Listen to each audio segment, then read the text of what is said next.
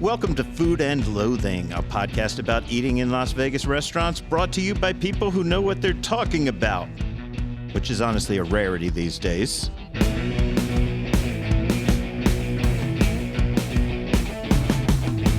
This week, those people include me, a 25-year veteran Vegas journalist. My name's Al Mancini, if you don't know. Sitting in for Gemini Stevens, who had a family emergency, we've got a guy who has been reporting on the local entertainment and dining worlds for nearly as long as I have, or maybe longer. I'm not sure. What? I don't know about that. We dine at the same table about 10 times a month, I feel like, at media events. You may have read his work on Thrillist or in countless local magazines. He currently writes the daily Hey Vegas newsletter for CityCast Vegas, which is honestly required reading for anyone who wants just to stay up to date on what's happening in this town.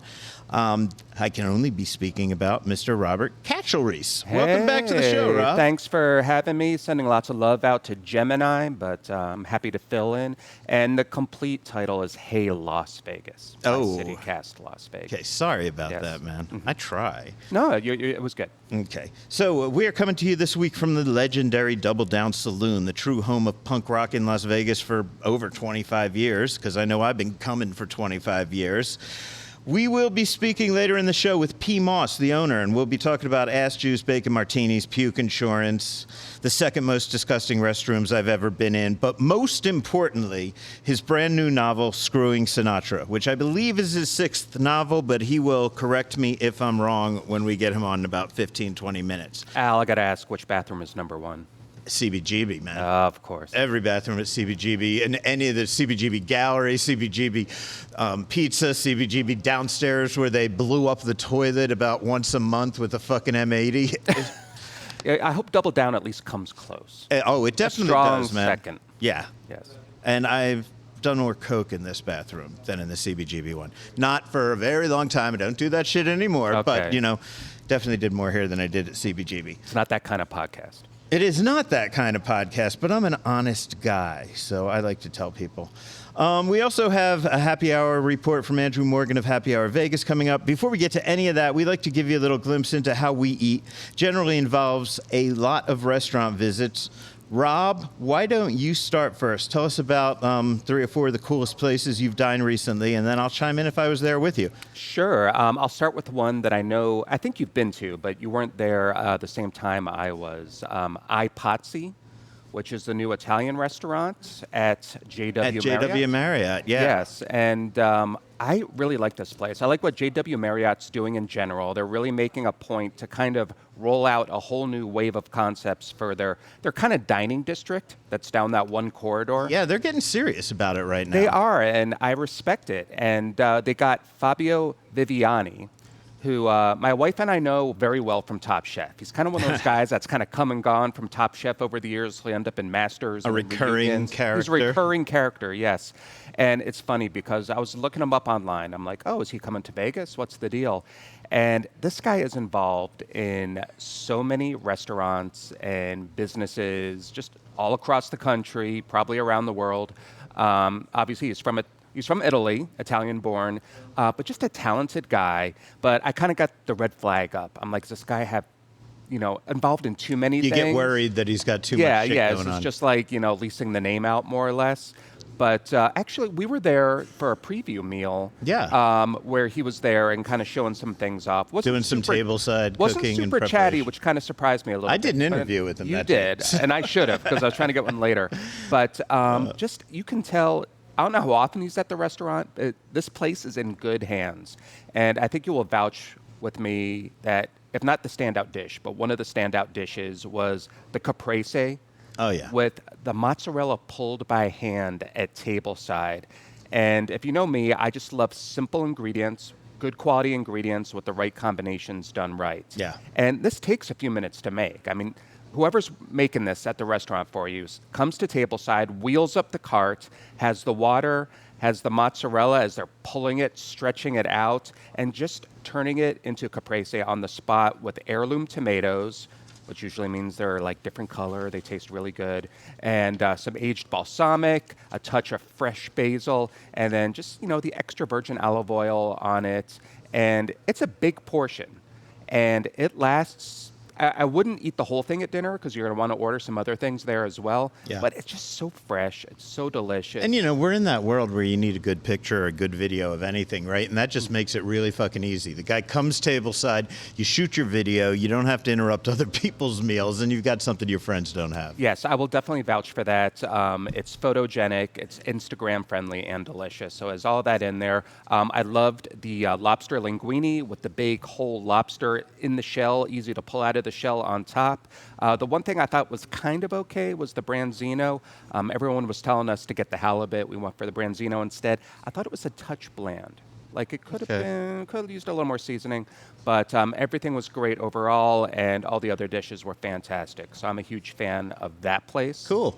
So you were all over JW Marriott this week, weren't you? We were, yes. Well, we went back to Ipotzi, I want to say a few weeks ago, Okay, so I'm cool. stretching back a little bit. Okay, but good. there's a lot of good reasons to go to JW Marriott. There really are. That's like a brand that I've started to kind of dig in other cities, right? Like I've sort of outgrown the tiny rooms of the W's and all that. I don't know about here, but other places.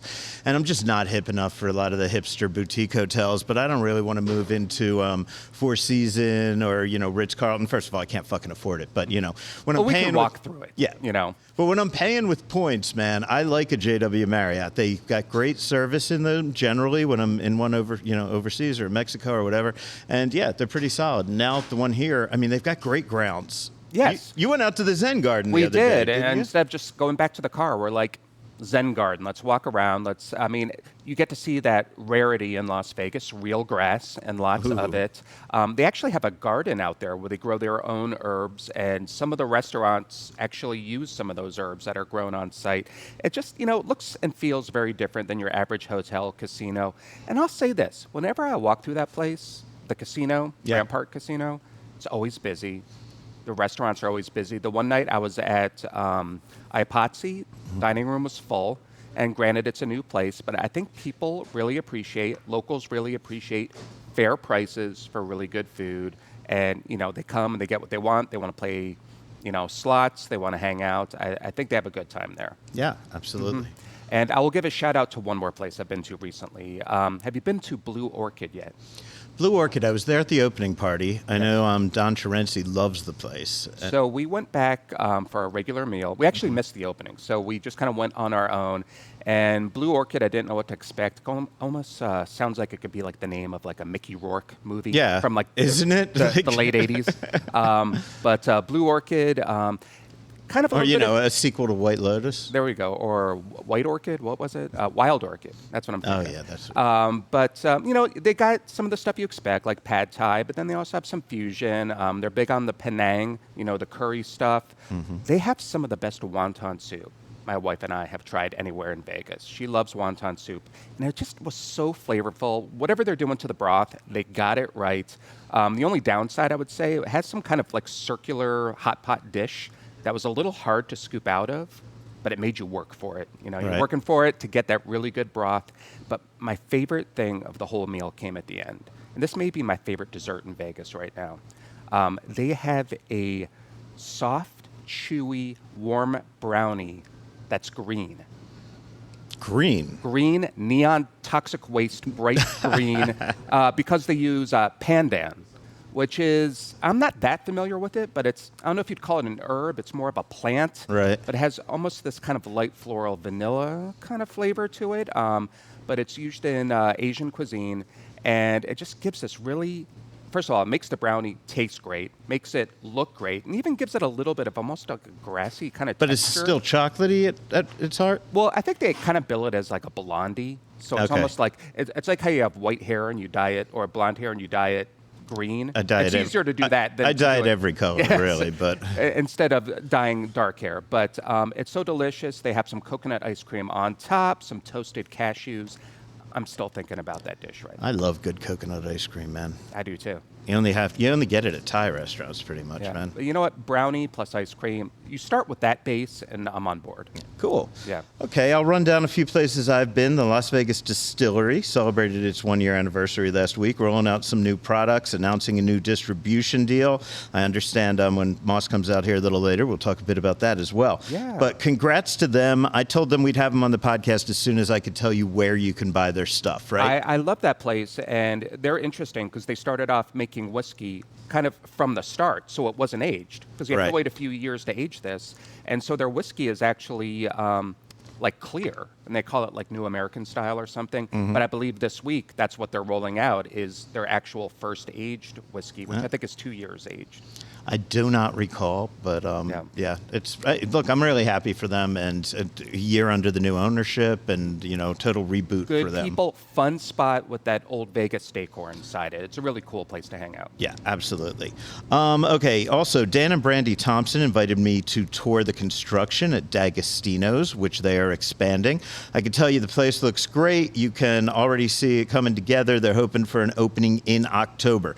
And I asked Dan what people can expect when they reopen. They're going to be able to come into an entirely new environment than they've ever seen before. There are people that haven't seen anything new in this space in 35 years. They're going to be in and just wow at the changes, the improvements, and the expanded options that we have available for them with our fully stocked bar with full spirit-based cocktails and an expanded, much deeper wine list. Happy hour offerings in food and beverage as well, and a new staff that is going to knock your socks off. Yeah, that's cool, man. I can't wait to check that place out and see what they're doing.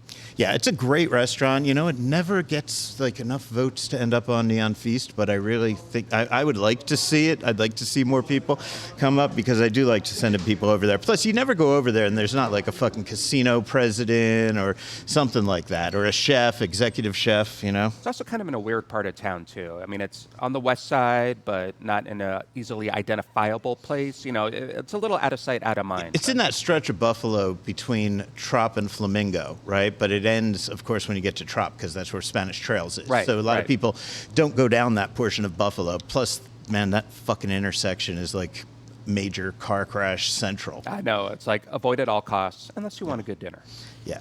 Hey, I returned to Nene Contemporary Bistro with Anthony Curtis of the Las Vegas Advisor and Andrew Morgan of Happy Hour Vegas. I love this place for a lot of reasons. Variety, price, vibe. I've mentioned in the past you can get cuts of fish here like Chutoro and Otoro, which you never see off strip, and they're at amazing prices. But I mentioned a week or two ago that I had an experience there that didn't quite live up to my expectations. I wanted to go back. I wanted to see if they were losing some ground, if they were slipping, or if it was just a bad day. And all three of us loved everything we fucking had during this return. So I take back the negativity from the other time, and yeah, they're back on track. You've reversed the verdict. Yes, All right. absolutely. I'm glad to hear that. Sue and I had dinner at Cherie Rooftop. Have you been in there yet? Is that how you pronounce it? I don't know. I was like, Cherry Rooftop? Cherry. However you want. Cherry kind of makes it sound like a strip club. It ends in an I. Oh. There used to be a porno mag called that, I think. Yeah, we And- should find out. But it's at the Paris Casino. Yeah, at the Paris Casino underneath the Eiffel Tower. But it's a rooftop thing, but you're kind of in the shadow of the Eiffel Tower, quite Yes, literally. it's been known as a few different things. It was Chateau for a long time. Yeah. A few different names, but you always have that rooftop deck, which is just gorgeous. You got those views of the Bellagio fountains right across the street. Definitely an experiential place. Yes, very experiential. And yeah, I mean, I'd say about half the tables seem to have that great view of, and I was thrilled to be able to check. It's nice to have the fountains blowing up in the background while you're dining. It just makes you feel like, you've just inhabited this fucking town. You've become a cliche. And I'm okay with that because this is a town full of cliches and I'm okay with being a cliche there.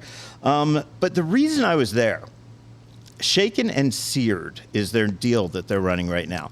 It's $49 for the basic one. You can do add-ons, but that $49 one is a 10-ounce prime flat iron steak frites. Also, a Stoli Elite Martini, which came with the sidecar, right? So All for right. for So under getting a little 50, extra. yeah, so for under $50, or exactly $50, you are getting a steak on the strip with a cocktail. Most steaks are over $50. Almost every steak I've Yes. seen is over $50, and most cocktail strips are over $20. For strip prices, I hate to say it, but this is pretty good for the strip. I think it's great. I think Yeah. this is the kind of shit that the LVCVA should be putting in front of people, although I am happy they're running that Vegas sale thing. Well, we'll Okay. see. Maybe this will end up on it. I hope it does, man. Yeah. Okay. But no, I agree. Good value. I'd like to see more of this, and good for Cherry/Sherry. Yeah, and it was really good steak. I will tell you, I did a shrimp add-on. It was $19 for 5 medium shrimp, lightly seasoned. I would not do that again. I don't feel like that was worth the $19. But as an appetizer, I did lobster beignets for $22.95. How were those? Those were fucking awesome, man. I really dug them. They came with a corn salsa, some red pepper remoulade, so that I would do instead of the shrimp add-on. And we did a chicken Dijonnaise, half chicken, haricot vert, or All right. green beans, as you people call them, some mushroom bread pudding, or stuffing, as some people might call it, and a half a chicken, and it was fucking good. And then for the end, they insisted we get dessert to take home, because they know I'd be taking pictures of everything. Lemon cheesecake, which arrives at your table as 2 lemons. It looks like you've just got 2 whole lemons delivered to your table, and then there's, as dirt around it, you've got the graham cracker crumble, and then you cut into it. The rind is lemon flavored, the inside is pure cheesecake, Fun. and it's fucking great. So, Instagram friendly. yes. Yeah. So, Rob, you and I both visited, what's the name of the place? I don't have it now. Namwa. Damn. Yeah, Namwa. I didn't put it in my notes. Namwa. Also It sounds at like JW. what your mouth would say when you're eating it. Yes. Namwa. Nom nom nom. Namwa. Nom, nom, nom. Namwa. Oh my God. Yeah. You sound like a Muppet. We're on Sesame Street. I feel like one too. So yeah, man, they brought out the dump. Let's put it this way: this is right in that same restaurant, rowy kind of area of the JW Marriott, but it's kind of a counter service, right? It is. It looks like kind of like your classic American New York diner. One of those Boulevard of Broken Dreams pictures. It reminds me of, you know. Exactly, and it's like that L-shaped counter. You're facing the kitchen right there, so you're watching everything be made, but you're not ordering from the people behind the counter. They're Right. just making it in front of you, and then the servers come out to you. There's no tables, from what I could tell. It's just you sit at the counter.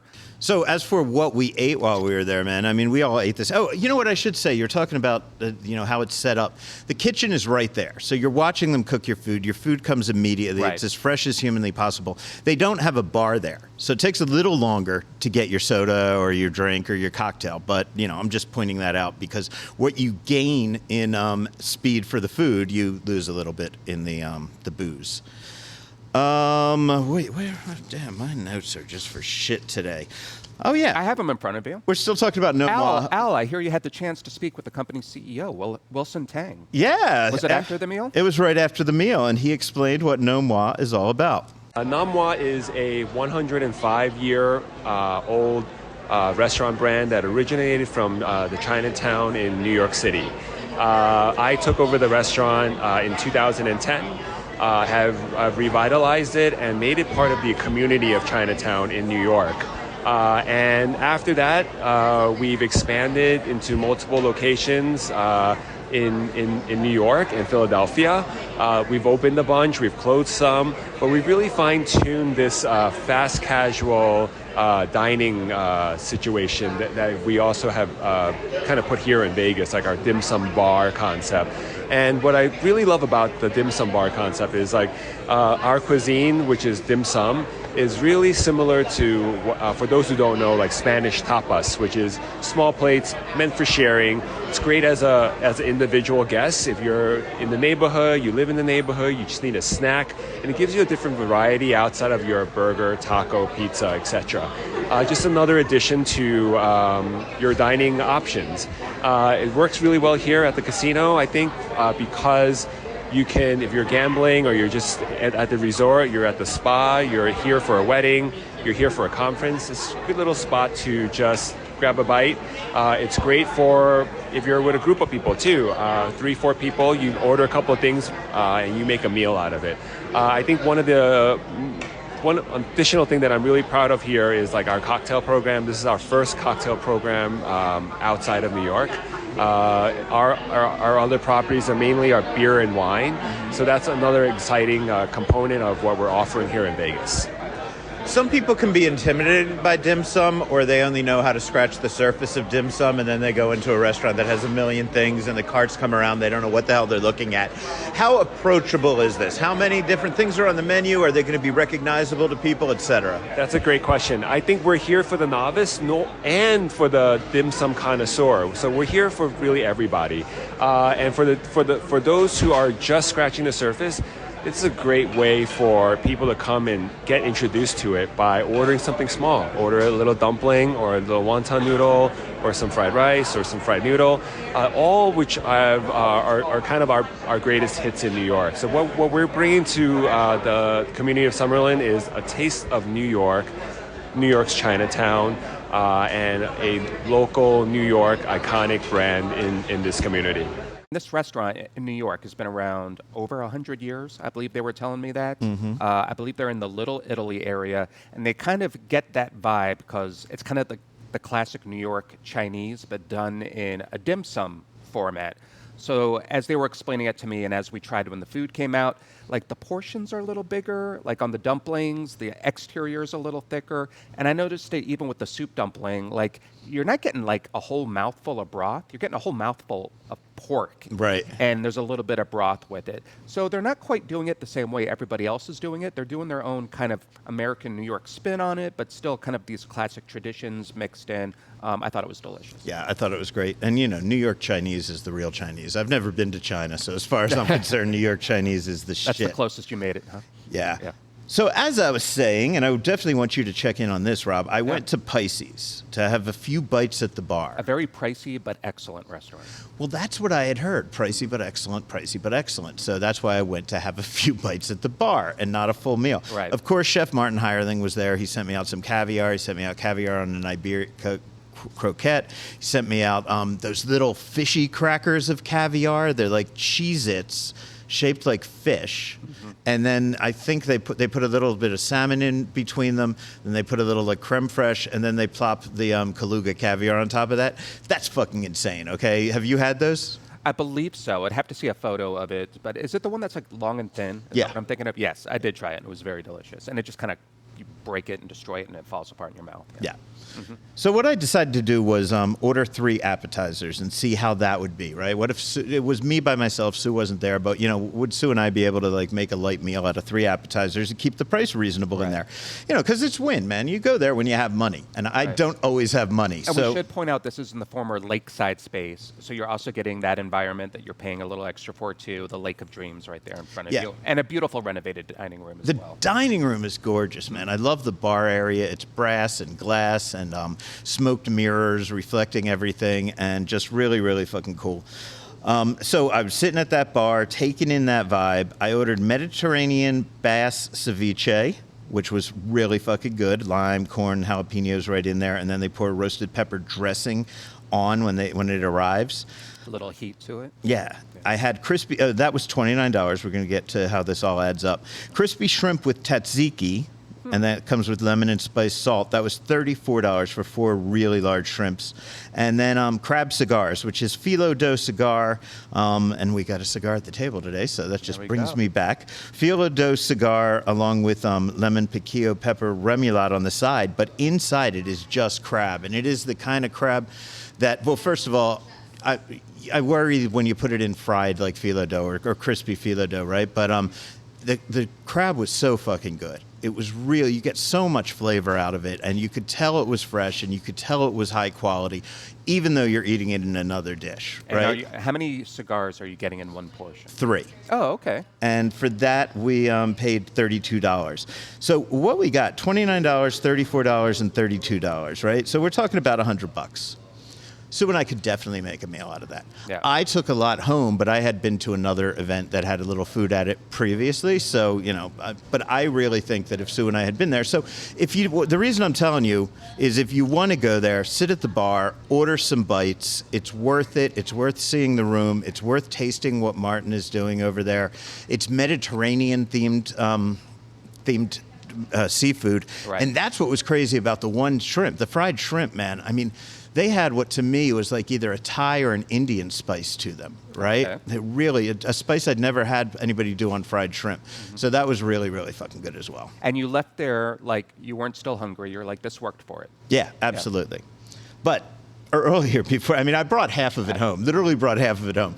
But right before I'd been there, I attended this year's Desserts Before Dinner Gala fundraiser for the that'll Girl fill you. Scouts. Yeah. Have you been to these in the past? I have. I didn't go this year, but I've been there in the past. And the whole thing is you go and you kind of sample and see what they're doing. The whole concept is you take Girl Scout cookies and you make fancy desserts out of them. Yeah, and here is, by the way, Kimberly Trueba of the Girl Scouts explaining the whole thing. It's mission forward, absolutely mission forward. Also, this is our only annual fundraiser for our local council here in Southern Nevada. And we honor 6 to 8 amazing women and a few men that are man enough to be a Girl Scout. And we have 6 women, female pastry chefs that come and compete. They create dessert with a signature cookie, and this year it's the Thin Mint. And they make a dessert, and everybody gets to vote on the best dessert. And this year we added something new where it's best display, so people get to vote on the best display because these chefs and their team go all out. These are usually some pretty high-end chefs from some pretty high-end restaurants, right? Oh, absolutely, yes. So we have chefs from Venetian, from MGM, from Caesars, and we have a chef from Wynn, and we have Corey from A Wistful Cakes, who was on the Food Network. She was our winner last year. We also have the chef from Fontainebleau this year. Were any of these chefs former Girl Scouts? Yes, they were, actually. And when you go in there, you'll be able to, and some of their staff, too. We have Wynn that has, they have photos of when she was a Girl Scout with her badges that she's earned. And you'll see also some that are wearing their Girl Scout sash from when they were little. So I went in there, I tried all 6 of the desserts that were on the table, and I spoke to all 6 of the chefs. So I'm just going to play a little montage of that. First up, Laura Castillo of Fontainebleau. So here we have a brownie thin mint cake layered with different layers of chocolate, white chocolate, milk chocolate, some crispy pearls in between. Then it's re-dipped on some minty chocolate. Why do you like this event? I want to show the little girls what we can do in my profession and all the things that you can put out there. So hopefully someone gets inspired to continue. From Wynn's Casa Playa, I chatted with Julie Lopez. I made a ice cream pop and I shaped it in the form of different flowers. Why did you want to be at this event? I was actually invited, thankfully, and it's super fun to get back to the community and get in touch with all these young ladies and just be a great example for them. So, Chef, were you a Girl Scout? I was not, but my lovely cook Amanda was, which is where you'll see these amazing pictures of her on our booth.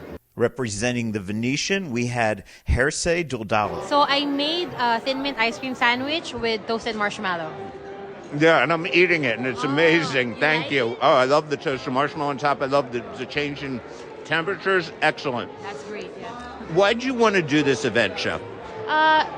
It's a good way to give back to the community and like for the kids, you know? Were you a Girl Scout? Actually, unfortunately not because I grew up in the Philippines. But yeah, I love to participate in the event and I look forward to tonight. It was not all casinos. There was one independent operator there. That was Corey Wells of Wistful Thinking Cakes. Today I made our signature dark chocolate cake. It's got a chocolate mint mousse with a little bit of thin mint folded in, chocolate mint ganache on top. But then what I really love to do is make candy. So I made a thin mint brittle. That's the crunch you have on top, a little salty. Okay, now, you may not feel comfortable answering this honestly, but is Thin Mint's what you were hoping for, or is it a little too easy, Thin Mints? Well, the ease of it and the iconic nature of it actually was daunting because people, it's ingrained in their heads, right? So you had to really nail it, but I'm up for that challenge. And so to transform it like that, it was fun. Were you a Girl Scout? Very briefly. Cool. Very briefly. And how do you feel about being out here inspiring young women? It's absolutely incredible because for me, a slice of cake was my empowerment, which kind of led to the whole reason behind our booth today. It started my business, and I feel like girls can really, if they love it, turn it into something, make it your own, you know? Park MGM was represented by Candy Starwood. I made a thin mint chocolate cheesecake dipped in chocolate and then decorated. Did you know what flavor you were going to get, and were you rooting for something? I feel like thin mint is certainly the obvious one. I didn't know it initially when I signed up for it. They told us later on, but I was definitely happy because, again, it is something people love, chocolate and mint. Cool. Were you a Girl Scout? I was not. Okay. No. I'm just curious what inspired you to come and do this event. Just to be able to show little girls what they can do in their future. I've been a chef for almost 20 years now, so it's definitely something that to show them what they can achieve in the future. Finally, I spoke to Caesar's Palace pastry chef Alexis Suarez. So what I have for you today, it's our Goddess Garden, and my dessert is Flower and Bloom. So I have a chocolate cup for you with a little bit of strawberry, some mint ganache in there, and a meringue flower topped on top. So all edible. You can go ahead and eat the flower first, then go ahead and eat the pot. And then I tied in the cookie with a cookie soil. So I made it into a soil for my pots. Wow. Why do you enjoy doing this event? I love to give back to the community, especially to the girls. I believe, right now it's important to inspire the future and make sure we give back. And I'm very excited to be here. Were you a Girl Scout? I was not a Girl Scout, but I always admired them. And if I ever have the opportunity, I would love to be part of the organization. So everyone who attended had the chance to vote on winners in 2 categories. The Venetian chef Hershey was the one who, the winner for food. I did have her last name, but I apologize, it's not on here right now. And Chef Julie from Wynn's Casa Playa. By the way, Chef Hershey was from the Venetian. She won for the best dish, the best bite. Really good. They were all really good. And then Chef Julie from Wynn's Casa Playa received the first ever award for display. And that was crazy because they had an entire garden set up, and then their treats were tulip shaped, and they were put within the garden, right? So when you look at it from a distance, you couldn't really tell what was, real flowers and what was the food. And then you just take a bite out and figure it out. Well, no, they just give you the right one, so you don't make an ass of yourself. Easier. Can I just say Casa Playa is one of those places that just kind of like firing on all cylinders? Yeah. I mean, everything about that place is good. Absolutely. Yeah. That's about it for what we've done. Coming up in the news, we'll speak to some Wynn Las Vegas chefs about the Revelry Festival, including Sarah Thompson from Casa Playa. There we go. But first, we're going to be joined by P. Moss. This is Food and Loathing.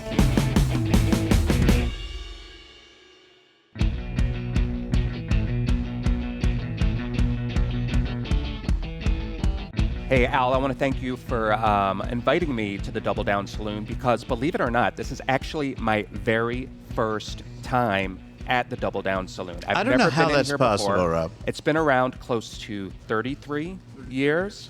And not only that, I actually met and interviewed our guest now, P. Moss, for the first time last week or a few days ago for CityCast Las Vegas. That interview was already ran. But now I feel like I'm best friends with the guy. I'm here at his place. I'm going to try some ass juice for the first time. But here we go. Rob Kachelriess, Al Mancini, and now P. Moss, the man behind Double Down Saloon and Frankie's Tiki Room. As everyone calls him, Moss. How you doing, man? I'm doing great. How you doing, guys? I am doing well. I want to make sure. Great now that I'm here, man. Absolutely. Yeah. Yeah. Rob, first of all, I got to say, you've never been here. That just means you don't have as much of a seedy background or a hidden past, because if you had one, it would have come through here. Yeah, I need to develop that more in my future endeavors. So, Moss, how would you describe the Double Down for people who haven't? Then I'll jump in and say some things, and we'll get rolling. By the way, we're here to talk about Moss's book, and we're going to get to that very, very soon. But first, it's a food and beverage podcast. We got to talk about the bar here. Yeah, I would describe it as a punk rock dive, and which it is, but it's the kind of dive that it's welcoming, and it's kind of all things to all people. And I don't care who you are. I don't care if you're 60 years old and wearing a suit to work and you come in here, or if you're a punk or if you're a hooker off the street. It doesn't matter. Everybody's welcome, and everybody feels welcome and comfortable here, and that really is why this place is successful, because it is welcoming to everyone. It absolutely is. I mean, I used to come in here in the old days, and Chef Kerry Simon would be hanging out Sure. after he got out of the Hard Rock, and all kinds of people here. I'm going to call you out for comfortable. This chair I'm sitting in is the furthest thing from fucking comfortable. But it adds to the charm, I think. It does. It does. So a couple things, Rob, before we get in. Rob's never had ass juice, Moss. So could you explain? There are three things I'd say that the Double Down is known for, and I'm going to ask you to tell us a bit about that. Then we'll go right to the book, and that is ass juice, a bacon martini, and Puke Insurance. What can you tell me about those things? Well, I mean, ass juice, number one, it's ass-alicious. It's served ass cold, and it's ass-horrific. I mean, what else is there to say? Basically, it's a fruity shot that looks like it's pretty tame, and maybe it kind of is until you have two or three, and then it's not anymore. But people love it, and I think it was back in 2011 we served our 1 millionth shot of ass juice. And that includes the Double Down in New York as well. Okay. So I'm going to have to do some math pretty soon, but we may be coming close to 2 million. That's something. I think at a bar like this, you could just like check them off on the wall and keep track that way. We had a guy in here, he's since moved away, and he drank mezcal. And he was so proud, because every time a bottle was emptied, put a number on it, and it was behind the bar. And his plan was, when he got to 1,000 bottles, he was going to quit drinking. Oh. And he got to 1,000 Like bottles. that's the limit. And it was a major thing. And but he never quit drinking. And he got to about 1,100, and then he moved to Boston. They don't drink in Boston. Sounds a little Why Nick stop Cage in Leaving Las Vegas, just buying up all the booze he can to just ruin his liver. Absolutely. Okay, so that's ass juice. There was a rumor for a long time that it was just made from whatever were half-empty bottles that she couldn't get rid of, but at this point you have a recipe for it, right? Vaguely, yeah. It's just a basic recipe. Every bartender makes it a little bit different. We always have 2 or 3 bottles in the cooler, and when one is empty, they'll make another one, and it's just fruity and wonderful. And it's a little bit of a proprietary secret, but depending on the bartender. It's very much a proprietary secret, yes. But, I mean, in general, it is. I mean, there are parameters that they have to follow. Loose guideline. Yeah. So that's your sweet way to get drunk when you're in here. If you want a savory way to get drunk, the bacon martini has always been that. I'm assuming you still do. Yeah, there I see the sign up on the wall. Still doing bacon martinis. Explain that one to people. Well, it was, I don't know how many years ago it was, many, 10, 15, maybe 20, probably 20. And I had always seen, the large bottles behind nicer bars. They're just big bottles of vodka and rum, and they were infused with fruit. And they looked good behind the bar. Are they good? Who knows? But it gave me the idea of, I should do that with jalapenos. I personally don't like them, so I did it, and I know other places do that now, but when we tried it here, it just didn't work for some reason. And then I thought, well, bacon is America's favorite food. It's the world's favorite food. Why don't I see if I can infuse bacon? And so the key to this is you take 3 strips of very crisp hickory bacon. I mean the best stuff you can get from Tennessee. We've got a place. I'm not going to tell you what it is. It's a secret. Anyway, you massage the 3 strips of bacon into a bottle, and it has to be well vodka. Is this cooked? Are we talking about cooked bacon? It's cooked. Okay. It's cooked, and you massage it in because otherwise it's going to crumble. And so, and you use like well vodka, because if you use a finer vodka, it just doesn't seem to work. So You got to take something and lift it up a little bit. Exactly. Yeah. So we let this, marinate for about 2 days, and what you'll see a bunch of what looks like raw vodka curled up in the bottom, taking a nap, and it looks like it's raw. People think it's raw, but no, it's cooked, and the flavor is amazing. And so we made bacon martinis, and it took us about a day until somebody said, one of my bartenders said, I bet this would be good in a Bloody Mary. oh shit. Oh, yeah. It's amazing because even if you don't like Bloody Marys, it tastes like bacon, and there's no wrong way to make a Bloody Mary. So if you just use bacon vodka in whatever Bloody Mary you're making, it's amazing. It's breakfast in a glass. It's really, really amazing. So if I wanted to crawl into this bar on a Sunday morning, you crawl out. You don't crawl in. Okay. But I can order one morning, noon, and night, and 24 hours a I tell day, you man. what, we are here for your drinking pleasure 24/7, and whatever you want, whenever you want it, we're here for you. Excellent. Yeah, this is a place that we would come before we had a flight out of Vegas. Because the airport's and we'd right get there. fucked up, and then like the door would open, and you'd see the sunlight, and you'd be like, "Oh, I've been here overnight. It's time to go to the airport, man." You know what's funny? When I walked in here, I couldn't see a thing, but now my eyes have adjusted, and I'm seeing all this stuff, like written on the wall, taped on the wall, all these signs, all this fun decor, and it makes you appreciate it even more as you're sitting here. Well, speaking of getting on the plane, I a couple times have posted a photo on Instagram of it's a guy sitting on the toilet drinking out of a bottle, and I just said, how many of you have had a drink at Double Down New York and Double Down Las Vegas? Oh, that's everybody. And then ... on the same day, and a lot of people have, and it's a good challenge to get this around to the food part of the show. I ran into James Trees a few weeks ago.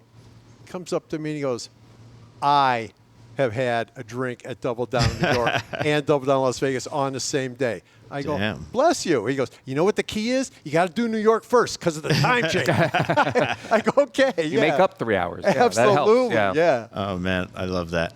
Okay, so we talked about that. I also mentioned Puke Insurance, but I don't want to get too into that. But Well, I kind of want to know what this is. Do people actually, like, if I bought Puke Insurance here and I yacked all over, everybody would be okay with me? Is that what you're trying to say? No, and that goes back almost since the very beginning, where it's just one of the bartenders just put it up kind of as a joke. It's $20. The thing is, if you're going to puke, you give the bartender $20 and you still have to clean it up. Okay, well, none of that ever worked, but the sign looks good. It's still there, and it's nothing. And it's good for one visit. Yeah, generally, we Not for remember life. who you are. Yeah. Okay, so, but the reason we are interviewing you now is about your new novel. Mm-hmm. This is your 5th or 6th novel, and I know you've done short stories. Tell me, which number is it, and tell people what it's called. Well, 2 books of short stories, and this is the 4th novel. And it's called Screwing Sinatra. It came out yesterday. It's available everywhere, ebook, whatever you want. Congrats. Thank you. And basically, it's set in 1960, and it's alternate history or historical fiction, if you will. Historical fiction. The prime example of historical fiction is if you've ever seen the Netflix series Man in the High Castle. Yeah. Okay. Basically, Germany wins World War II, and there's Nazis all over America doing Nazi stuff. Hitler's going to the ball game. Okay, it's interesting. It's interesting. What I do is I'll take a historical event from start to finish. It starts here for real. It ends here for real. But in between, I take a lot of detours and do a lot of crazy shit. And it's really fun because you get to take famous people and you get to make them do things they wouldn't normally do. You make them say things they wouldn't normally say. And this book, 1960 in Las Vegas, and it's a book about how Frank Sinatra and JFK and gangster Sam Giancana conspired to rig the presidential election, which they successfully did. Okay. And yes, go ahead. No, go ahead. A lot of promises were made, to get the mob's help and whatever. And it all worked. And Sinatra really cared. Jack was his pal. They chased pussy together. That was their bond. In real life. In real life, Yeah. yes. And so Sinatra worked really hard. He went on the road. He's kissing babies and shaking hands because Jack was his friend, but he believed in his politics. Anyway, you get to, and it's over. Kennedy wins, and then they broke their promise, and the mob blames Sinatra. He's your guy. You brought him to us. Get him to fucking live up to his agreement, or we're going to kill you. Right. So that's when the story goes off the rails, and the rest of it's complete fiction. Where Sinatra's running for his life, and it's crazy fucking interesting. And there's an amazing twist at the end of it. But this sounds fun. I want to read this now. It is fun. It is fun. And one of the things about writing alternate history is you can also change people's personalities. Like Jackie Kennedy, for instance. Now, everybody loved Jackie because she was perfect and she did Jackie stuff. Yeah, and you crushed that on the first page of the novel, right? Well, yes, I did. But what I also did was that she had just her own personal humiliation because all Jack's affairs were pretty public. Yeah. So, but she kept it together. She did her job, whatever. Well, I gave her a set of balls. And she wasn't going to take it anymore. And she didn't. And she did something that turned this whole book in another direction. So, yay, Jackie. I'm intrigued. You always start with, I love it you say it starts with something that was true, because you always start with actually an incredibly radical scene. The last book, it was a group sex scene, I think, in the first chapter. Something like that. This one, it's Jackie making out with Marilyn and making Kennedy watch, right? Like, right. you set the tone early on. Yeah, well, I mean, that particular scene, it was like she catches him. She shows up in Vegas at the Sands to surprise him, right? And she sees him go in this room with Marilyn. So she gathers herself and she listens at the door and she hears everything she hears and knocks on the door. And Jack thinks it's the room service with the champagne. And Jackie goes barging in and Jack, he's in his underwear. And Marilyn's naked on the bed, and turns out she makes him watch her and Marilyn go at it. And Jack normally, like any guy, he'd have a giant boner for this, but no, he goes, "That's the mother of my daughter. You can't stop it, Jackie. Stop it. Fuck you, Jack." So yeah, you got to get their attention right away. Yeah, I got to see the movie version of this. We're working on it. Yeah. So you are clearly somebody who has a great respect for the vintage Vegas, Yes. or at least the myths of vintage Vegas, Yes. but also the reality of vintage Vegas. How do you, speaking of food and booze, how do you research everything? Research what they were eating back then, research what they were doing back then. Do you actually dig in deep? Absolutely. So seeing what they're eating and what they're drinking and things like that, all you have to do is find old menus. That's easy. I mean, menus are pretty simple back then. Going out to a fancy dinner, you're having a steak. But sometimes you see some stuff that you're like, oh, that's a surprise. Yeah, absolutely. So what they're eating and drinking is very easy to research. Researching the people, like researching Sinatra was ridiculous because there are a lot of Sinatra books and everybody's got an agenda. You hate them, you love them. But what I got out of that was what they all agreed on were events, the time and place of the event. They don't agree on what happened. Right. All I needed to know was that happened, then I made my own shit up, which was good. Cool. Rob? You have And I anything? think you were saying the book starts like at the Copa Room, right? Well, it starts in a suite at the Sands, and chapter 2 is in the Copa Room, and the Rat Pack's on stage, and it goes on from there. But this is during the real era when those shows were taking place, right? Yeah, this is this book. My book opens in March of 1960. Yes, absolutely. Yeah. Everything's about the shows and all that. Everything is authentic. Is this like the Ocean's 11 period when they were just running around town shooting the movie and During the day and coming getting and fucked drinking up at and night. getting laid at yes, night? That's Yeah. exactly what was happening, except for like Dean Martin. He rarely went out with Sinatra because they're supposed to be such great pals, and they were. But at night, when show's over, they have a couple drinks. Sinatra goes out raging until noon. Well, Dean didn't go with him usually. He said in the book, he goes, "Come on, let's go." He goes, "No, I can't. I got an early call." "No, we don't have to be on the set till noon." He goes, "No, I got an 8 o'clock tea time." Because golf was what got him going. Okay. He got his girls before the show. He was fine. He wanted to play golf and go to bed. And Golf watch was TV. his drug of choice. Yeah. At Las Vegas Country Club, right? Probably yes. Yes. So But- as somebody who loves vintage Vegas, who loves really digging into the history and then playing with the history while you write, but really understanding the true Vegas history, how do you feel about Vegas today? Everybody always says oh, Vegas was better 10 or 15 years ago. And I never really buy that shit. It's like you remember things better than they were. But if you're going back to the 60s, how does Vegas today compare to that? Well, back in the 60s, it was better when the mob ran it. Well, in a lot of ways, it certainly was. Because go back to 1960, drinks were cheap, food was cheap, shows were cheap, rooms were cheap. If you went to a show on the Strip, it could be in a room like this. It was intimate. You were part of it. It was great. And the people, the gangsters that owned the casinos, they made their money at the gaming tables. They made everybody happy. And that's why Las Vegas had character. And the whole world wanted to come here because everybody left, even if they lost money, because they had a good time. And that's why it worked. Nowadays, Las Vegas has no character at all, zero. There are a lot of great things, and you guys have outlined a lot of great restaurants and things. There are great things to do, but the place doesn't have character. And they're wondering now, why aren't people coming? Well, you can blame tariffs and Canadians and whatever, and there is something to that. There absolutely is.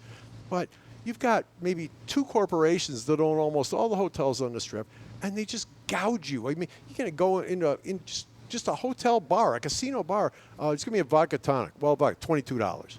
You're gouging people. You're basically you're pissing them off. They go home. Did you have a good time? Yeah, but geez, there was this and there was this. They're not leaving happy. They used to leave happy and they couldn't wait to come back. And now they're not. And these people wonder what the fuck is wrong. I go, you're wrong.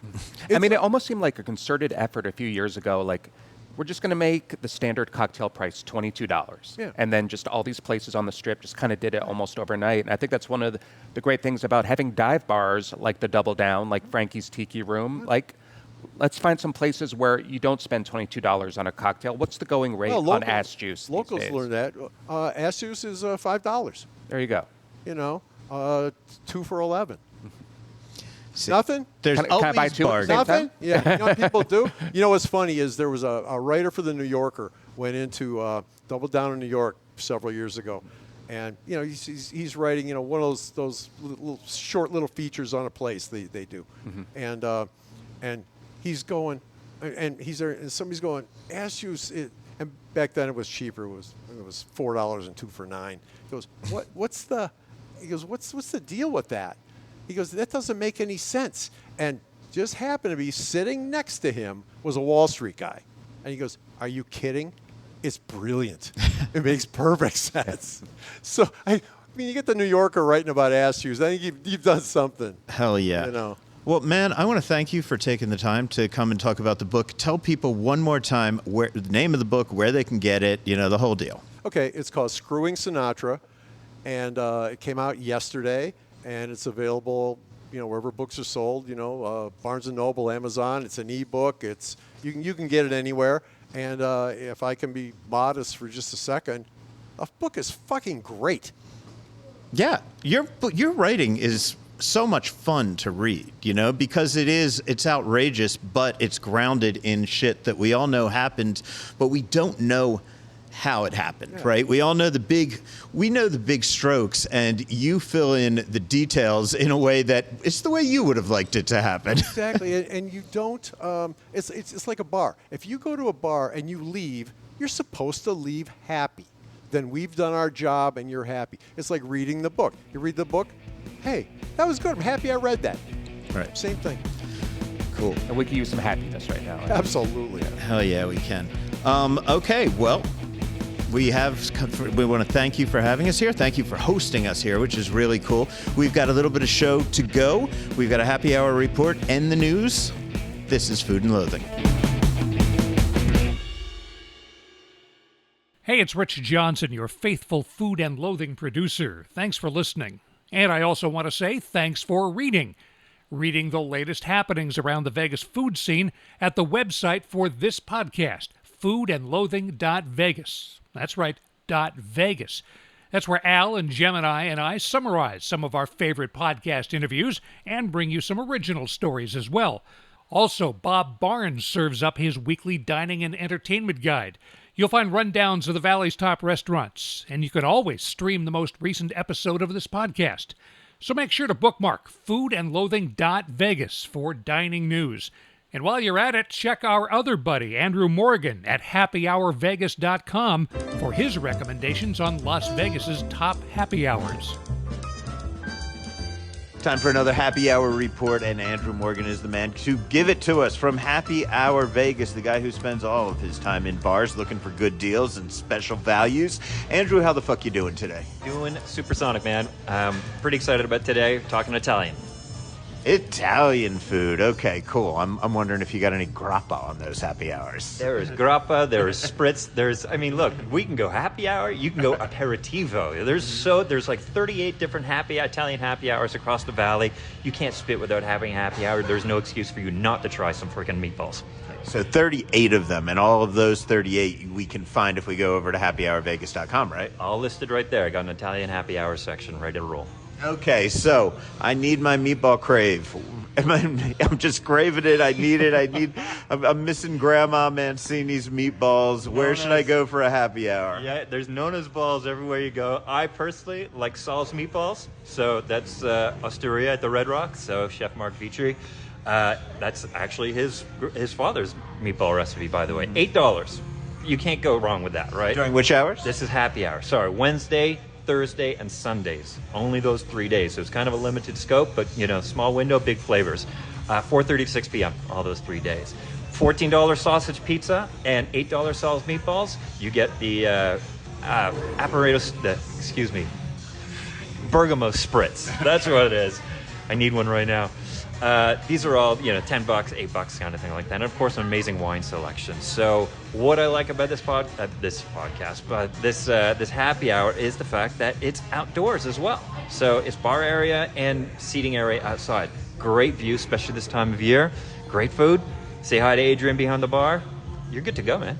Cool. And yeah, you got to go to Osteria Fiorello right now, because as soon as Vetri at the top of the Palms closes, that's going to be Mark's flagship here, man. And I'm going to miss that other one, but I'm glad that I'll still be able to eat Chef Vetri's food and get some bargains there. Yeah, definitely. And they have a happy hour, though, so make sure you grab the happy hour before they leave. Best view of the strip, Oh, up at Vetri Cantina. Yes, an aperitivo hour, right? It is, aperitivo. And again, they're 5 days a week, and get them while they're still there. We don't know when it's closing. I think end of October or something like that, I hear, so... Yeah, I don't know that they've set the exact date, but yes, it's coming up on us pretty quickly, and that will be much missed among those of us who like serious Italian food. Yeah. So there's some urgency in this happy hour. Go. Cool. Okay, well, that's did we hit everything today? No, let me just talk to you about Amari at the Uncommons. I love Amari. You and I went there not too long ago, which is pretty cool. Happy hour every day, 3 to 5:30. They also have, guess what? A reverse happy hour from 9 to 10 p.m. So that's kind of 14 happy hours every fucking week. Right. That's enough to get everyone a little pretty happy there. Herb focaccia, $5. Shrimp scampi, $8 in this butter tomato sauce. Here's the pro tip. You get them both. You're dropping $13. You're going to be super full. But you take the focaccia and you dump it in the tomato sauce from the shrimp. Man, that's the winner chicken dinner right there. But wait, now that's not that people think that focaccia is only focaccia, because I believe it comes topped with something different. They may switch that up, but when we were there, it was like a miso soy glaze with Parmesan or something. Do you remember that? What was on the bread? That was on the focaccia, but it came with this herb cream cheese kind of dipping thing on the side, which was fantastic. But, we quickly found that, hey, focaccia is nice and a little moppy thing. Put it in the sauce and, bingo, you're good. Yeah, and I do love those shrimp. I do love having, I love when Italian places cook with sea urchin, because not enough of them do. Absolutely. Now, the other good thing about Amari at the Uncommons is that it's also a wine shop. So $11, amazing selection of wines there. I had like the $5, $6 Peroni or whatever it is, which is awesome. And $11 cocktails as well. So you're talking indoor, outdoor seating, two happy hours every day. You're talking about amazing food in a great modern Italian vibe. Really good place.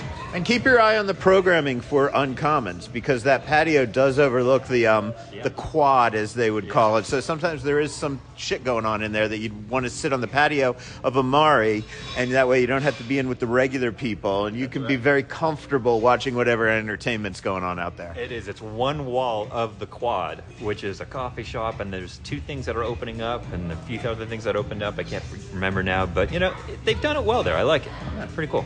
Okay, man, so there you go. Italiano Happy Hours. Thank you very much, Andrew Morgan. You can always find more of his work at happyhourvegas.com. You go over there, you can sign up for their newsletter where you hear all kinds of other shit every single week delivered directly to your inbox. Andrew, thank you so much, and I will see you next week. You got it, man. Thank you, guys. And you gotta love those happy hour reports and Andrew Morgan. But now it is time for the news. Rob, you ready for the news? You do news every day. There's nothing I could tell you that would be news to you. Yes, that's the idea of being a part of CityCast Las Vegas. Is we do a daily podcast, we do a daily newsletter. It's all free. It's Monday through Friday. We had P. Moss on a few days ago. I interviewed him for the newsletter. And I want to let people know that even though everything is free, we do have a membership program. They get a few perks. And next week, we are actually launching our fall membership campaign. We may have a few incentives here and there, but to give one away, I believe on Wednesday next week or at some point next week, there will be a prize that involves Smith Center. Okay. There's a lot of cool shit that goes through Smith Center. So I'm going to leave it at that. I can't spoil it too much, but that's my little tease right there. Cool. And people can sign up for that newsletter that you put out just by going to CityCast Vegas? Our website is lasvegas.citycast.fm. We're part of a whole network. We're adding 2 more cities, actually very soon. We're about to debut in Seattle and Minneapolis, Twin Cities. And so that'll bring us up to 15 cities, I believe, total. But if you want to find us, lasvegas.citycast.fm. And if that's too difficult, just Google CityCast Las Vegas, right? Yeah, that's you don't really need to know where anything is anymore. Okay, so with the news, let's start off by talking about the Revelry Festival at Wynn Las Vegas. Yeah, a lot of fun there. Kicks off today as this episode drops, Friday the 19th, and it runs through Saturday the 27th. The big event for this thing is the Feast, which takes place tomorrow. That's a massive outdoor festival. Before, have you been there, actually? I was there last year. I thought it was a lot of fun, and what I like about it is, I don't know what the official name is, but it's that outdoor wind pavilion. Is that what it's called? I guess so, yeah. It's kind of like that. It's in the back. It's by the golf course. I mean, you see the sphere right there. It's sitting there looking at you. It's an event. The whole area is like an event space, I would think. Yeah. Like if you were rich and got married at Wynn, that's where you'd go. That would be right? where your fancy ceremony would be. But, you know, it's a lot of green grass. It's just like fresh air and just a lot of great food in one place. The Feast is kind of their signature event. The Dine Around. They're also doing a lot of, dinners and lunches. And they vary a lot in price. A lot of guest chefs joining their chefs. And, prices, I think, go from like $195 up to like $1,200 for events. So there's definitely something for everyone. I think there's like a whiskey tasting event. There's a burgers and champagne event, burgers and bubbles and burgers, but a lot of different stuff. And if you just want to do it all in one place, the Feast is probably the best way to go. Yes, but if you want to dig deeper, one of those events pairs Casa Playa, which we've been kissing their ass all night because we love them.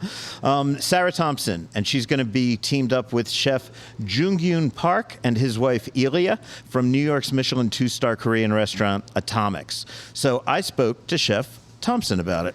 We are super excited. It was so much fun last year being able to collaborate with some of the best chefs in the U.S. and being able to do it all over again is going to be insane. I'm super excited. Cool. What was your favorite part last year? The Feast was incredible. Some of the collaborations that we did that were associated with the 50 Best as well was also really cool. We got to do a dinner with Elena Regatas, which was really fun. And then this year we get to do them with JP and Ilya Park from Atomics, which is one of the best restaurants in the U.S. right now. So I'm really excited for them to be here, for them to collaborate with me and work with my team in the kitchen. It's going to be a super unique experience for everyone. They were here last year, right? Did you have a chance to meet them and work with them last year? As like a hi, congratulations on all your success, but not really. Did you learn anything last year that might have shaped the way you're preparing for it this year, that now that you've seen what a Revelry Festival is like? Last year, especially the Revelry Feast, it was unlike anything I had experienced before. There were so many moving parts, there were so many worlds, and it was truly a unique culinary experience. A lot of times in food festivals, you see, certain things at all of them, and I didn't see any of those at Revelry, the Feast. So it was really cool to be a part of, and this year we've learned a lot from that, and I think that we're going to come back with an even better experience. So tell me about this collaborative meal that you're doing. The one with JP Chef and Parks? Ilya? Yeah. Oh, okay. So this is going to be really cool. It's going to be a 5-course plated meal with very unique wine pairings. We're going to do a cocktail hour with Murate, based out of LA. They have the largest agave spirit list in the world, I think. And it's going to be really, really fun. JP and Ilya are like known for their hospitality, known for their culinary arts, and being able to collaborate with our Mexican cuisine with the Korean food, I think is going to be really unique and is going to be something that we haven't seen before. Very cool. Do you get the chance to see anything else other than the feast and, walk around and see what your colleagues are doing over the course of the weekend, or the week, I should say? And if so, what are you most looking forward to? I really want to focus on Casa Playa that week because we're going to be hosting like some of the best chefs in North America, the U.S., Canada, and I'm really hoping that they come and eat here. So I want to be here to make sure that they have the best experience that they can. And, I always tell everyone, like last year, it felt like our Super Bowl. As a chef in this industry, being able to cook for all of these acclaimed chefs, it was so rewarding and so cool. And just to see how excited they were to be here was so rewarding. So that's what I'm excited about. I also spoke to Mizumi chef Jeff Ramsey, who is doing a farm to knife lunch with farmer Katina Connaughton and chef Kyle Connaughton. That one's $395. By the way, the Atomics one is $500 that Sarah was just telling you about. This one's $395, and I spoke to Chef Jeff Ramsey about that. We're all excited. I'm particularly excited. This is sort of a bucket list collab for me. I've met Chef Kyle when he was a judge for a sushi competition that I participated in 2007. I won it in 2006, and in 2007 I got second place, but through him I got to do a day staging at the lab of the Fat Duck in Bray and in the UK there. And since then, roughly kept in touch, and I followed his career, obviously, and he's always, I've always looked up to him. He's just a year or two older than I am, and he's always been ahead of me in every way I can imagine. So he was always someone to look up to, and I love the style that he's doing. It's something that I've dreamt that I was going to do one day, when I got older, and, set up a Japanese Airbnb, B&B type of deal, with the farm and all that kind of stuff. I think it's a lot of chefs' dream to have this place, the location they have it and the effort that they put in there.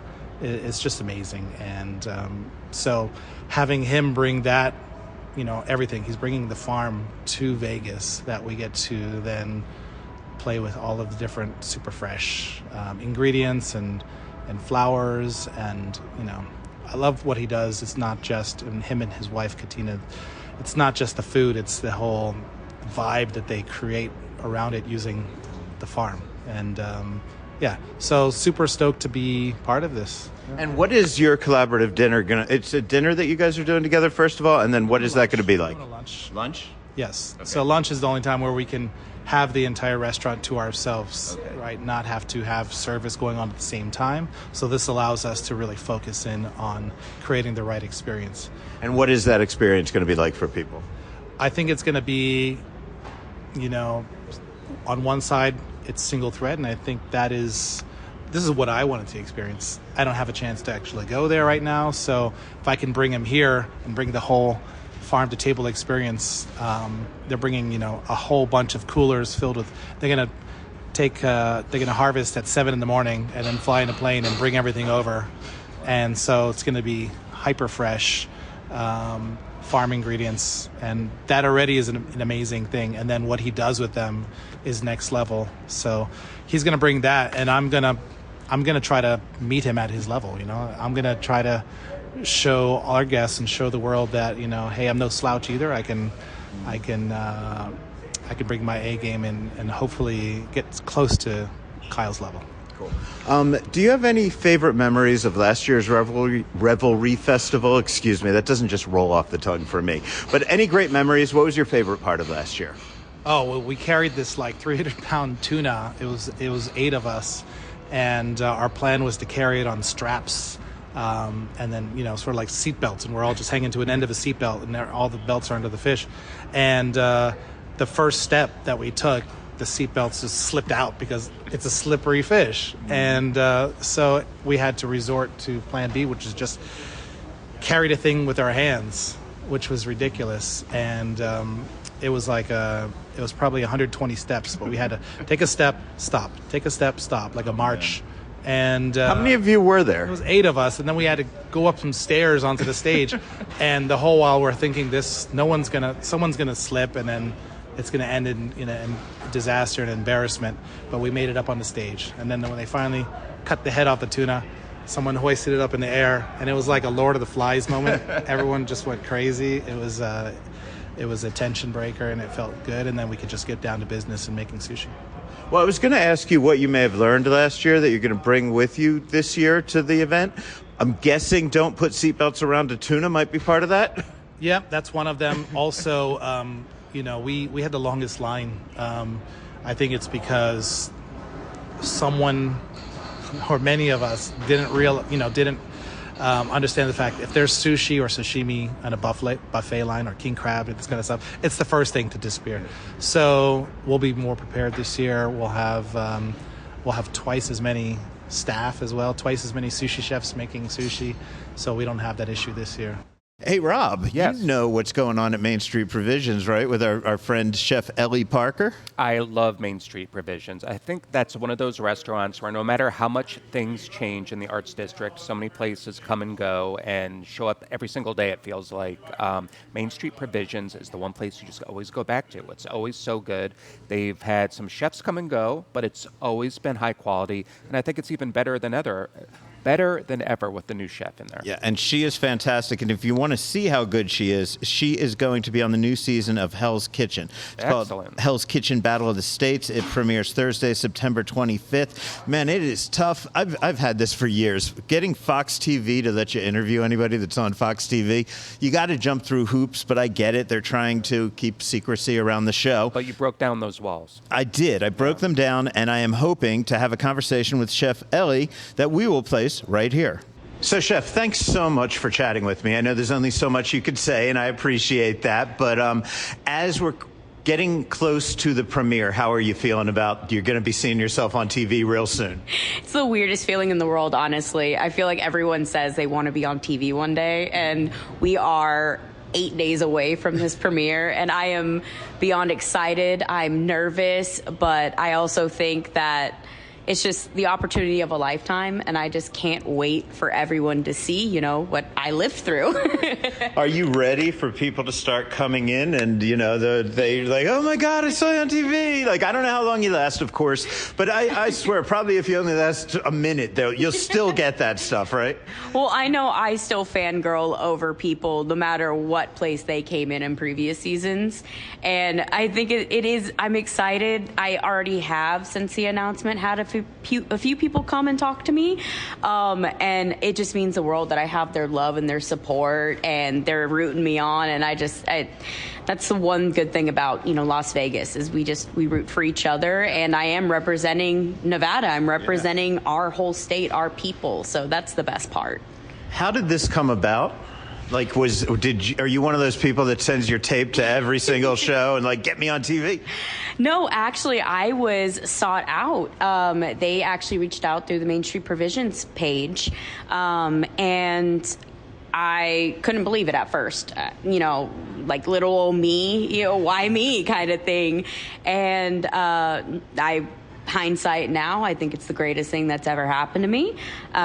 Would not have changed anything, but yeah, they reached out to me, and I was the lucky person that was chosen to represent Nevada, and that is insane.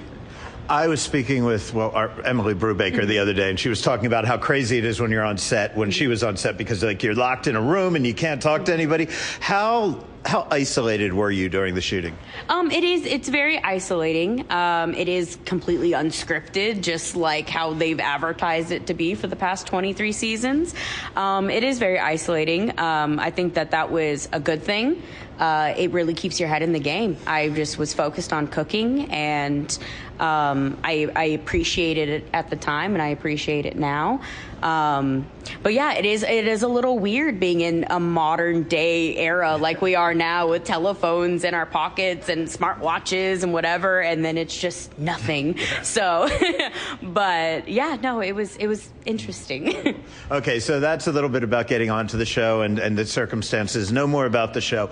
One final question.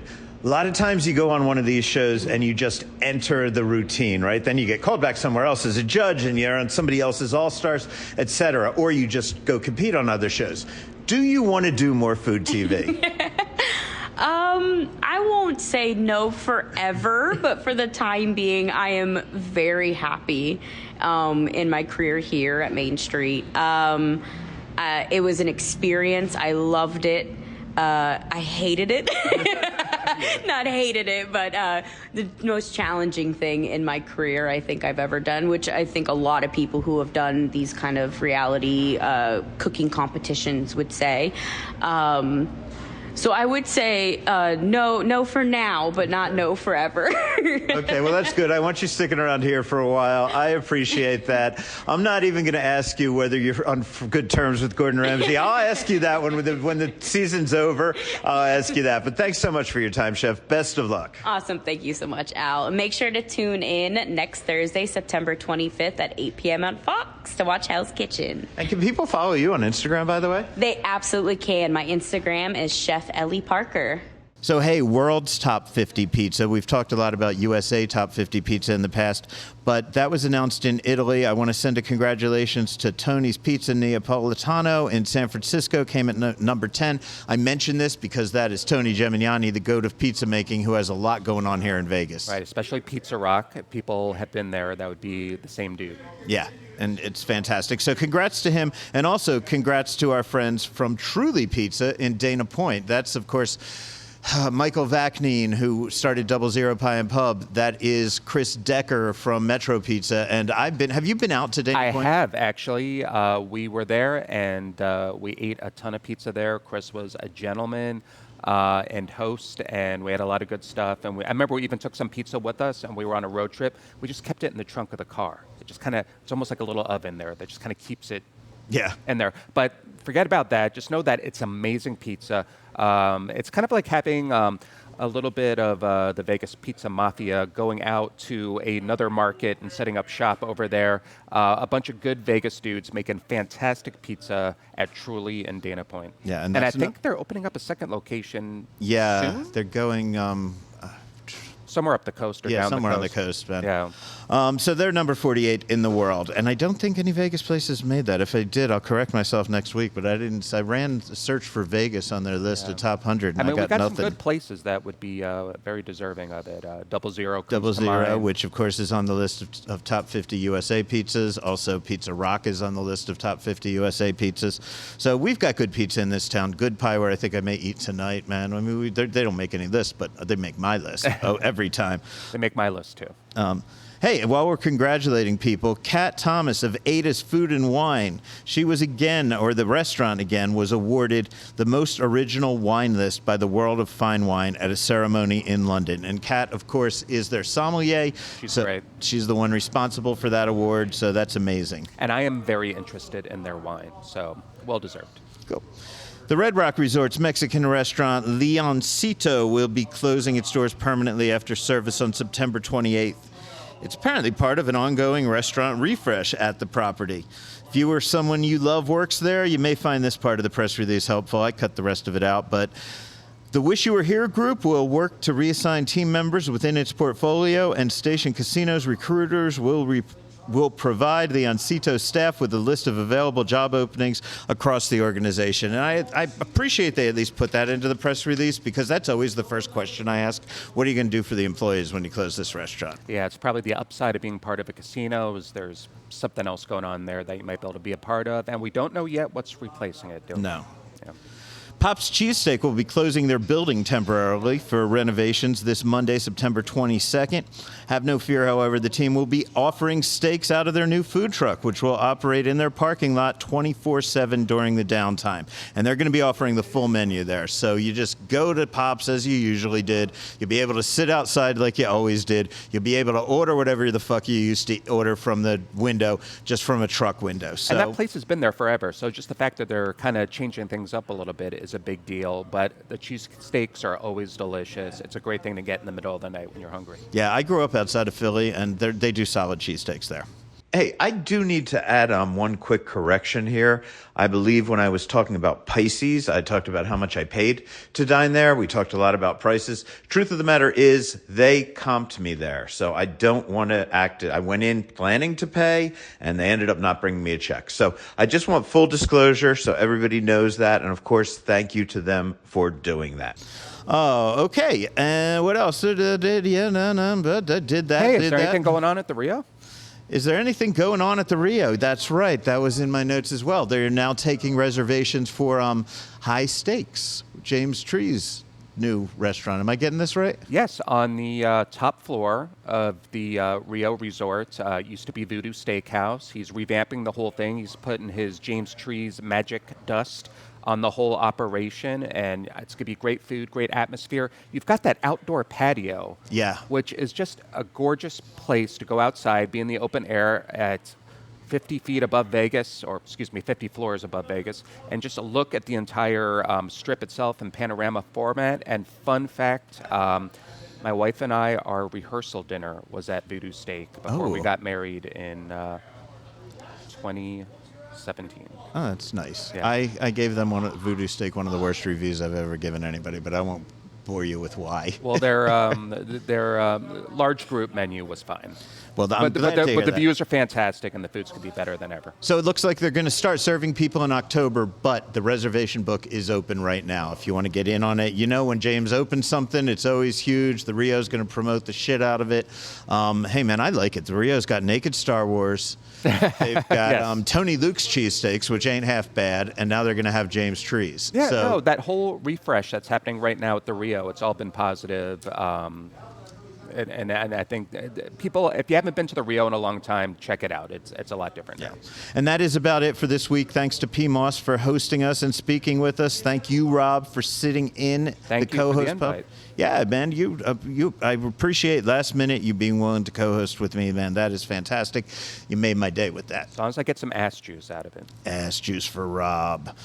Thanks to our guests, Andrew Morgan, Dan Thompson, Jeff Ramsey, Sarah Thompson, Wilson Tang, Alexis Suarez, Candy Starwood, Corey Wells, Hershey Dulalo, Julie Lopez, Laura Castillo, and Kimberly Truba, as well as P. Moss here. Thank you again, Mr. Moss.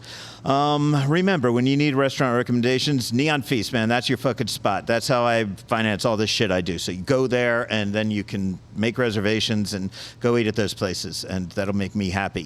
For more dining news than you get on this podcast, go over to foodandloathing.vegas, where we have lots of articles, including Bob Barnes' weekly dining and entertainment roundup with a full list of upcoming special events. This week, Bob takes a deep dive into Jeremy Ford's Stubborn Seed, which is a great restaurant. That is a good place. Bob's everywhere. He is. Bob's everywhere that you want to be. He's a good dude. You can also find Bob's recommendations in the daily newsletter put out by Andrew Corrali on thelist.com. You can find some articles by Gemini and some restaurant listings by Neon Feast at the Town Summerlin magazine. And keep your eyes on the ARC Morning Show on the CW, where Andrew Morgan and I have been making occasional appearances. I'm also hoping we'll have at least one more big partnership to announce next week, because our goal is to make sure that the great work of Neon Feast, Food and Loathing, and Happy Hour Vegas and our friends is in as many places as possible. With that said, I'm Al Mancini with Rob Kachelriess here at the Double Down Saloon. Rich Johnson in the studio, wishing well to Gemini Stevens and reminding you to eat well, tip well, and always stay hungry.